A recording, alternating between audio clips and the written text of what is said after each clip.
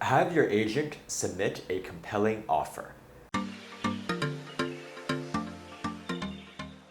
Serious offers are submitted in Miami via an as-is residential contract for sale and purchase that has been signed by the buyer.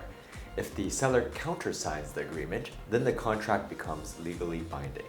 This process is in stark contrast to the norm in NYC real estate, where the buyer's agent's email is completely non-binding when it is emailed to listing agents. Can I back out from my offer? Yes, you can rescind your offer at any time before it has been countersigned by the seller. Furthermore, the contract states that if not signed by buyer and seller and an executed copy delivered to all parties on or before X date, this offer shall be deemed withdrawn and the deposit, if any, shall be returned to the buyer. Unless otherwise stated, time of acceptance of any counteroffer shall be within 2 days after the day the counteroffer is delivered. Your agent would typically suggest providing a 1 or 2 day grace period before your offer is automatically withdrawn. Can I back out of an accepted offer? Fortunately, yes. Buyers typically have 10 to 15 days, again negotiable, from the date that the contract is fully executed to back out for any reason. This period is called the inspection period or due diligence period, where the buyer pays for a home inspection and reviews building documents such as the condo declaration, bylaws, association rules, most recent building financials, and an FAQ document. Property inspections and right to cancel. Buyers shall have 10 days, if less blank than 15 days after effective date or inspection period, within which to have such inspections of the property performed as buyer shall desire during the inspection period. If buyer determines in buyer's sole discretion that the property is not acceptable, buyer may terminate this contract by delivering written notice of such election to seller prior to expiration of inspection period. If buyer timely terminates this contract, the deposit shall be returned to buyer. Thereupon, buyer and seller shall be released of all further obligations under this contract. End quote. When is the ideal time to back out of an accepted offer? If you've had a change of heart, then the best time to back out of an accepted offer is within 3 calendar days of the contract being fully executed. Why? Because buyers typically will have 3 days within contract execution to send in their initial contract deposit of $5,000. The initial deposit amount and when it becomes due are negotiable, but $5,000 within 3 days of contract execution is fairly typical in South Florida. Additionally, the condominium rider, also called the comprehensive rider to the residential contract for sale and purchase, that is typically included with the contract gives additional protections for a buyer wanting to back out. See screen. Pro tip. There is an alternative to the above selection if the buyer acknowledges that he or she has been provided with a copy of the above documents more than 3 business days prior to contract execution. However, the situation is quite rare as it's uncommon for listing agents to furnish all of the above due diligence documents before someone has even made an offer. Negotiate an accepted offer with the seller.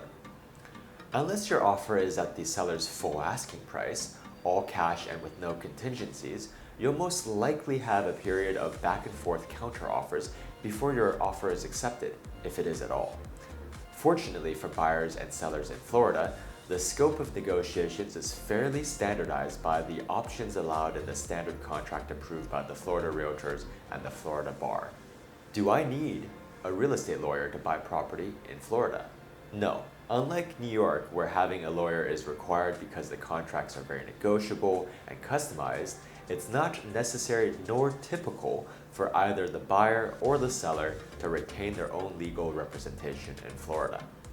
Realtors will typically prepare the standard contract and send that in an offer since no customization is typically warranted. Only in very rare instances where either party requests custom changes to the standard contract would a lawyer need to get involved. However, it's not advisable to demand custom changes to a standard contract that everyone else uses as is. Not only will the seller then have to hire their own attorney to review your custom edits, but it signals that you are a potentially troublesome, difficult to deal with, or even litigious counterparty. The standard options to choose from within the standard contract and associated standard contract rider are sufficient for the vast majority of situations. What are the most commonly negotiated items? As you can imagine, the purchase price is the most commonly negotiated point during counteroffer negotiations. Except in the most heated of markets, buyers will typically come in below the listing price since their offer will be legally binding if accepted.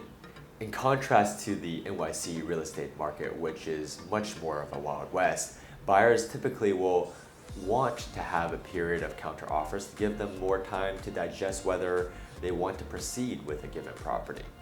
Other commonly negotiated points include the following: contract deposit. Though negotiable, it's customary for the remainder of the contract deposit, typically 10% of the contract price, to be wired to escrow within 10 days of contract execution. Special assessments. It's typical for the seller to pay any installments due prior to closing and for the buyer to pay for any installments due after closing. Buyer agents often try to negotiate and have the seller pay the special assessments in full prior or at closing. Closing date. The closing date is often negotiated depending on the buyer and seller's unique preferences. Note that Florida standard contract does not have on or about language regarding the closing date, meaning it's inadvisable to miss the closing date without mutual agreement. Financing contingency. Florida's standard contract has a financing contingency section with options for loan type, maximum interest rate, as well as loan amount. Here is an excerpt from Florida's standard contract on the financing contingency. See screen. The standard contract then states that the buyer shall make mortgage loan application for the financing within X if left blank then 5 days after the effective date and use good faith and diligent effort to obtain approval of a loan meeting the financing terms, loan approval, and thereafter to close this contract. As you can imagine, having a financing contingency gives a lot of room for a buyer to potentially exit the contract and thereby waste the seller's time on market. This is especially so since the standard contract gives the buyer an appraisal contingency by default. See screen.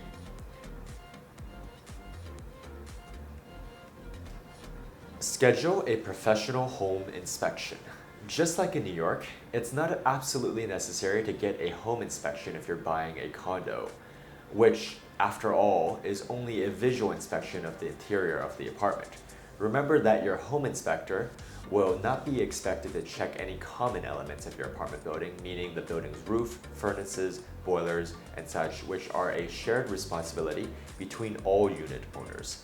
On the other hand, if you were buying a house versus buying a condo in Miami, then it absolutely makes sense to get a home inspection since you'll be solely responsible for the structure and it'll be critically important for the home inspector to check the roof, foundation, etc.